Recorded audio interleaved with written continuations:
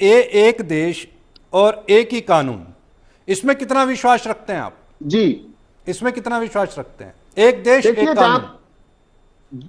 हाँ हाँ, अरे बिल्कुल बिल्कुल। जहां तक एक देश और एक कानून का ताल्लुक है, उसे सीधे शब्दों में आप यूसीसीसी पर आइए, तो उसके सीधे शब्दों का यह है कि अगर किसी की भी धार्मिक स्वतंत्रता और जो हमारा जो धर्मनिरपेक्ष देश है, इसमें अगर किसी का धर्म आड़े ना आए, कि धार्मिक अधिकारों में और उसूल है उन पर अगर कोई परेशानी ना हो, तो एक जैसे कानून की बात, इसी की गारंटी हमारा संविधान देता है।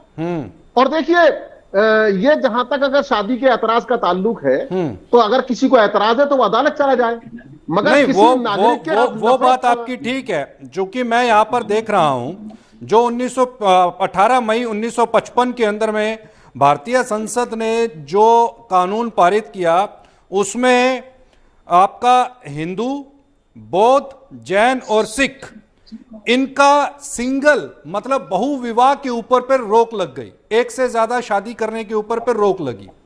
लेकिन अगर मैं मुस्लिम समाज की बात करूं, उसको इससे बाहर रखा गया। तो क्या यह एक बड़ी वजह है? नहीं, मैं इसे बड़ी वजह नहीं मानता। ये एक तरह का बिल्कुल जो है दुष्प्रचार है, इसका इस बात से कोई ताल्लुक नहीं है।